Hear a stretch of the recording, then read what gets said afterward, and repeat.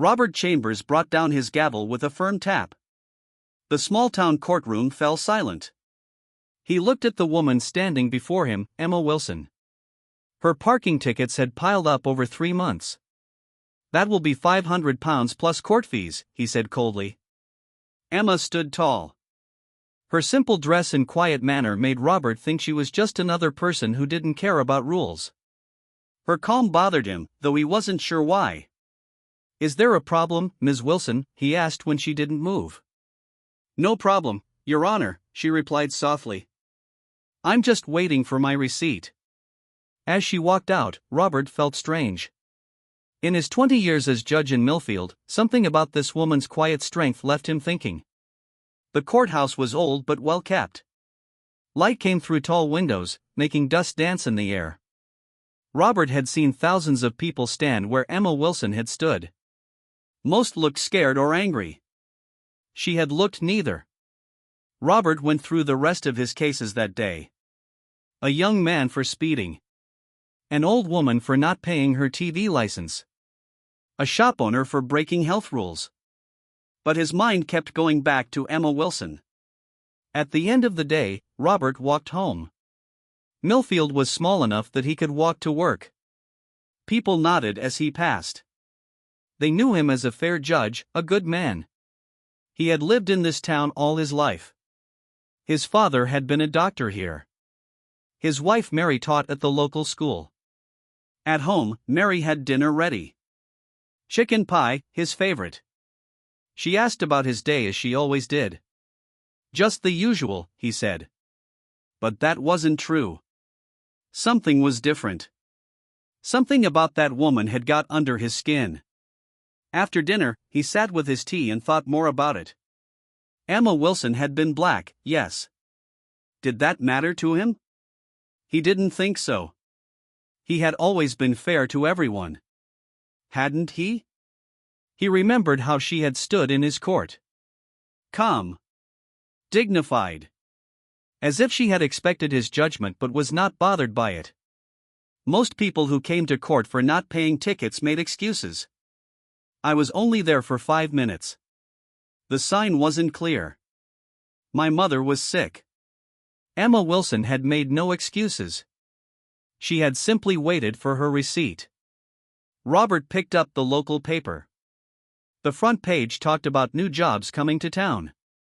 A big company called Thompson Industries was opening an office in Millfield. This was big news. Millfield had been losing jobs for years. Young people left for the city. Shops closed. The town was dying slowly. The paper said Thompson Industries would bring 400 jobs. That would change everything for Millfield. Robert put down the paper and thought again about Emma Wilson. Something about her had seemed out of place in his courtroom. Not because of how she looked, but because of how she acted. Like someone used to being in charge, not someone used to being judged. Robert shook his head. He was being silly. She was just a woman with parking tickets. He had given her the right fine. That was that. But as he got ready for bed that night, he couldn't shake the feeling that he had missed something important. That there was more to Emma Wilson than he had seen. Mary noticed his quiet mood. "What's wrong, love?" she asked as she got into bed beside him. "Nothing," he said. "Just thinking about a case today." "Must have been an interesting one," she said. "No," he replied. "Just parking tickets." But there was something about the woman. Mary smiled at him. You always could tell when there was more to someone's story. Robert switched off the light. Yes, there was more to Emma Wilson's story. But he would never know what it was. People came to his court, he judged them, and they went away. That was how it worked. As he fell asleep, he had no idea that in 2 weeks, he would see Emma Wilson again. And that meeting would change everything he thought he knew about himself. The end 2 weeks later, Robert attended the yearly business dinner. These events bored him, but as town judge, he had to show his face. The dinner was held at the Green Park Hotel, the fanciest place in Millfield. Not that fancy, really, but it tried its best with white tablecloths and tiny portions of food. Robert nodded at people he knew as he found his table. The mayor was there, and the head of the bank, and other important town people. They all talked about the same thing, Thompson Industries and the jobs coming to town. "I hear the new director is coming tonight," said James, the bank manager. "Apparently quite impressive. Oxford educated." Robert sipped his water and tried to look interested. These dinners always went on too long. Too many speeches. Too much small talk. The mayor stood up to speak. He talked about how wonderful Millfield was and how Thompson Industries would make it even better. Robert had heard it all before. He checked his watch under the table. "And now," the mayor said with a big smile, "I'd like to welcome our special guest speaker, Ms. Emma Wilson, the new director of Thompson Industries." Robert's head snapped up. Surely it couldn't be the same woman. But it was. The Emma Wilson who walked to the front of the room looked very different from the one who had stood in his courtroom. She wore a smart blue suit. Her hair was styled perfectly. She moved with confidence. But her face was the same. Those calm eyes were the same. She began to speak about Thompson Industries' plans for Millfield. Her voice was clear and strong. She talked about the new office they would build, the jobs they would bring, the training they would offer to local people. Robert could hardly breathe. This was the woman he had treated like just another rule breaker. This was the woman he had looked down on from his high judge's chair. As Emma Wilson spoke, Robert noticed how everyone listened. The mayor nodded eagerly. The bank manager leaned forward in his seat. Even the board waiters stopped to listen. "We chose Millfield," Emma said, "because we believe in this town. We believe in its people. We believe that with the right opportunity, great things can happen here." When she finished speaking, everyone clapped loudly. Robert's hands moved automatically, but his mind was racing. Had he judged her unfairly? Had he seen only what he expected to see? After the speeches, people mingled. Robert found himself standing alone by the drinks table. He didn't know what to do. Should he speak to her? Pretend he didn't recognize her? But then she was there, standing in front of him with a glass of orange juice in her hand. "Good evening, Judge Chambers," she said. No anger in her voice, just politeness. "Ms. Wilson, I didn't realize who you were," he stammered. "Most people don't," she replied. "Until they do." There was a moment of awkward silence. "Your speech was very good," Robert said finally. "Millfield needs these jobs." "Yes, it does," Emma agreed. "And Millfield has something Thompson Industries needs too, good people." Robert swallowed hard. "About the tickets, the fine." Emma smiled slightly. "The fine was fair. I did park where I shouldn't have. But Robert didn't know how to finish. "You didn't know I was a company director," Emma said. "Why would you? I was just another person in your courtroom." The way she said it made Robert feel small. Not because she was being unkind, but because she wasn't. "Will you be living in Millfield?" Robert asked, trying to change the subject. "Yes," Emma said. "I've bought the old Miller house on Oak Hill." Robert knew it. A beautiful stone house that had been empty for years. Too expensive for most Millfield people. "It needs work," Emma continued, "but it has good bones. Like this town." Someone called Emma's name. She nodded at Robert. "If you'll excuse me, Judge Chambers." As she walked away, Robert stood frozen. The Emma Wilson in court and the Emma Wilson here tonight were the same person. But he had seen them so differently. Why? The question followed him home that night, and kept him awake long after Mary had fallen asleep. The END Robert couldn't sleep that night. His wife, Mary, found him staring at the ceiling. "What's wrong, love?" she asked, her voice soft with concern. "I think I may have been unfair to someone," he admitted. "Not legally, but in how I saw them." Mary sat up in bed. She knew her husband well.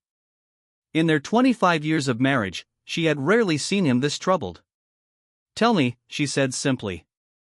Robert told her about Emma Wilson. About seeing her first in court and then at the dinner. About how differently he had seen her each time. "I keep asking myself why," Robert said. "Why did I look at her that way in court? Was it because she's black? Was it her simple clothes? Was it because I'm used to people being afraid in my courtroom, and she wasn't?" Mary listened. She didn't offer easy answers. When he finished, she touched his hand gently. "The important thing is that you're asking these questions now," she said. The next morning, Robert called Emma's office and asked to meet.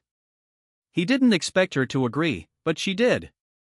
Her secretary told him to come at 2 o'clock. The Thompson Industries office was in an old building that had been empty for years. Workers were already fixing it up. New paint. New windows. Signs of life coming back to Millfield. Emma's office was on the top floor. It was larger than his courtroom. Big windows looked out over the town. Emma sat behind a desk made of dark wood. She stood when he entered. "Judge Chambers," she said. "Please, sit down." Robert sat in the chair across from her desk. He felt out of place. In court, he was in charge. Here, he was a visitor. "Ms. Wilson, I owe you an apology," he began, his hands fidgeting with his hat.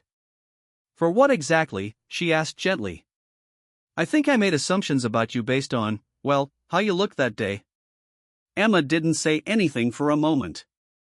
She studied him, then nodded slowly. "Thank you for saying that," she said. "Many people wouldn't." Robert felt relieved, but Emma wasn't finished. "But I wonder," she continued, "how many other people have stood before you, and you've made similar assumptions?" The question hit Robert hard. He started to defend himself, but stopped. She was right to ask. "I'd like to think I'd been fair," he said finally. "But now I'm not so sure." Emma smiled. It was a kind smile, not unkind. "My father worked as a cleaner," she said. "He taught me that real worth comes from inside. He cleaned floors in the very building where I now have my office." She pointed out the window to a building across the street. "Right there. For 30 years. He worked nights, studied during the day, and helped me with my homework in between. He taught me that dignity isn't something other people give you. It's something you carry inside." Robert listened, truly listened, perhaps for the first time. "The fine was fair," Emma continued. "I did park wrongly. But the way you looked at me, that hurt more than the money." Robert felt shame wash over him. "How can I make it right?" he asked. "You already started," Emma said. "By coming here. By being willing to question yourself." She stood up and walked to a small table near the window. There were photos there. She picked one up and handed it to Robert. It showed a smiling man in a cleaner's uniform. "My dad," she said. "He died 3 years ago. He taught me that change is always possible. That people can surprise you." Robert looked at the man in the photo. He had Emma's eyes. Kind eyes. Strong eyes. "I remember when I was 10, Emma continued, a teacher told me I wasn't university material. My dad went to see her. He didn't shout. He didn't get angry. He simply showed her my work and asked why she thought that. She had no good answer." Emma took the photo back and placed it carefully on the table. "That teacher changed how she treated me after that. People can change when they face the truth about themselves." Robert nodded. "I want to do better," he said simply. "That's all any of us can do," Emma replied. "Recognize when we're wrong, and try to do better." As Robert left her office, he felt both shame and hope. Shame for his assumptions. Hope because he could change them. The Emma showed Robert more photos as they sat in her office. Her father in his cleaner's uniform, standing proudly. Her graduation day, her father beaming beside her. A community center with children playing outside. I grew up on Oak Estate, she said. Robert knew Oak Estate well. It was the poorest part of Millfield. The houses were small and close together. Many needed repairs. Most people from there appeared in his courtroom eventually. Life wasn't easy there, Emma continued. But we had community. We looked out for each other. She pointed to the photo of the community center. I helped build this place 5 years ago. It gives children somewhere safe to go after school. They get help with homework. They learn about jobs they might not otherwise know about. Robert looked at the photo more closely. The building was simple but nice. Children stood outside, smiling at the camera. How did you? He began, then stopped himself. Emma smiled. How did I get from Oak Estate to here? She finished for him. Hard work, yes. But also people who saw past what they expected to see. She told him about a teacher who noticed she was good at math and encouraged her. About a manager at her first job who helped her apply to university. About the older woman at Thompson Industries who became her mentor. I was lucky, Emma said. Not everyone gets those chances. Robert thought of all the faces that had stood before him in court over the years. Young people from Oak Estate charged with small crimes. People who couldn't pay bills or fines. Had he truly seen them? Had he considered the challenges they faced? What can I do? He asked simply.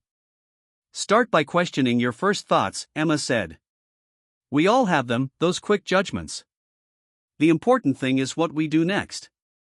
She looked at him directly. You have power in this town, Judge Chambers. How you treat people matters. It can change the path they take. Robert nodded slowly. I never thought of it that way, he admitted. As they talked more, Robert learned that Emma had returned to Millfield by choice. Thompson Industries had given her several towns to choose from for their new office. She had picked Millfield because it was where she grew up. She wanted to make it better.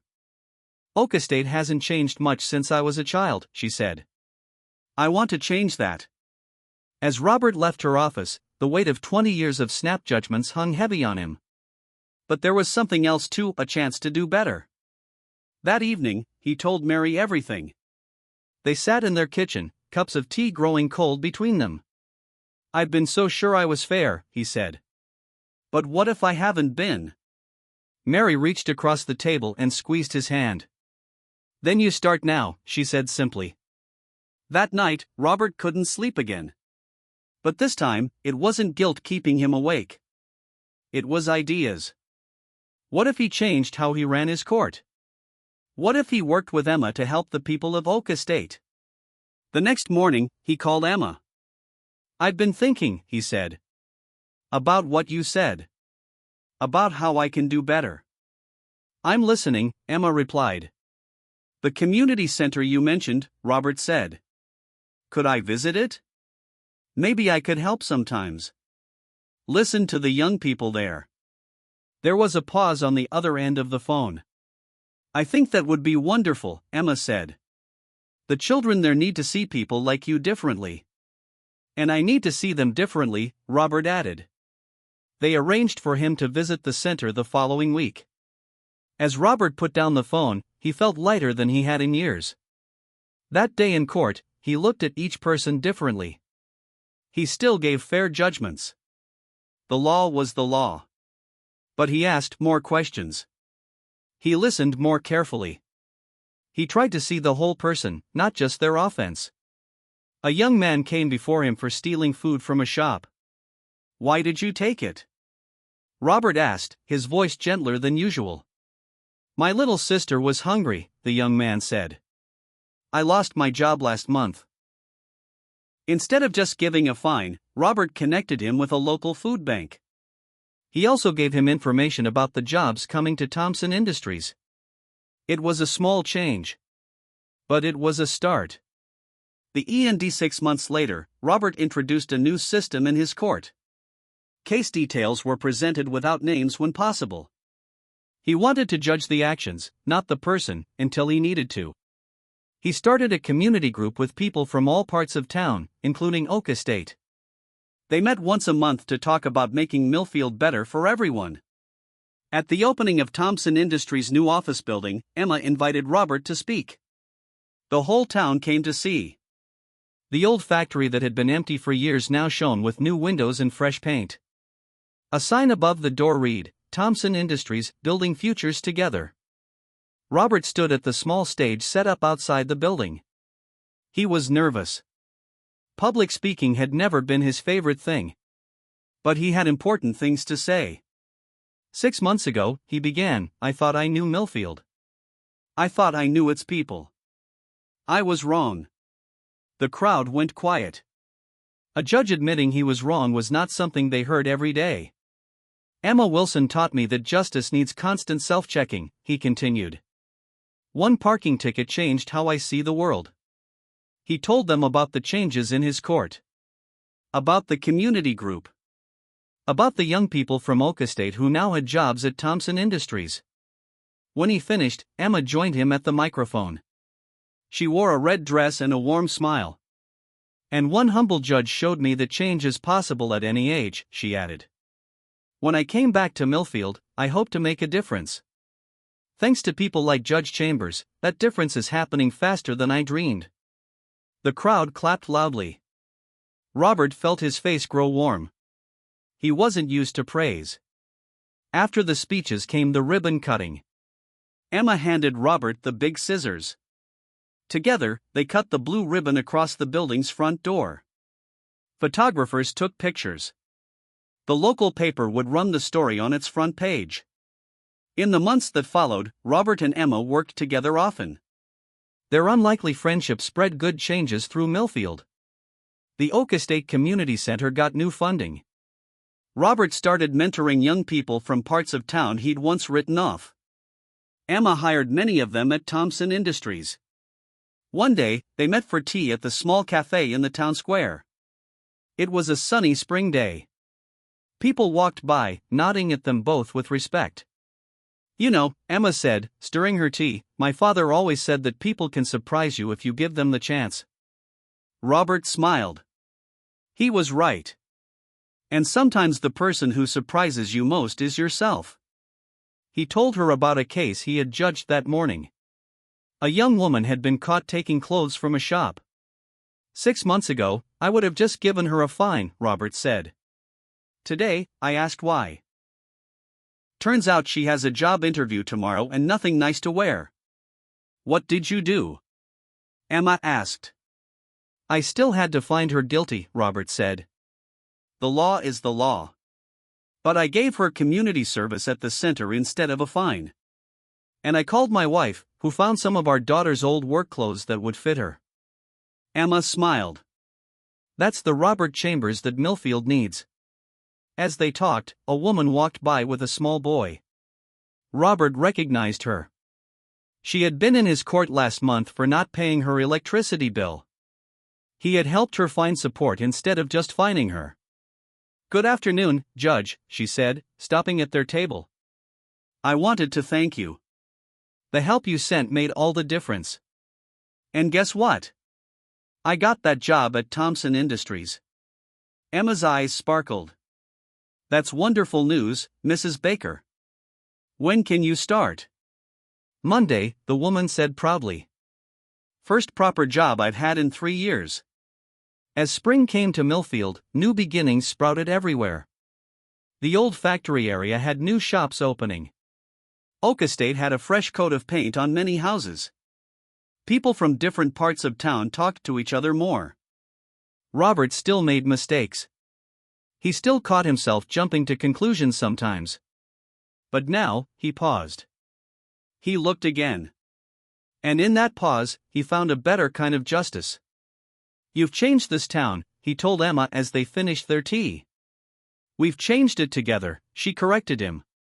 One person can start something, but it takes many to make real change. As they left the cafe, they walked past the courthouse where they had first met. Robert looked up at the old building. It looks different now, he said. It's the same building, Emma replied with a smile. You're just seeing it through new eyes. The end.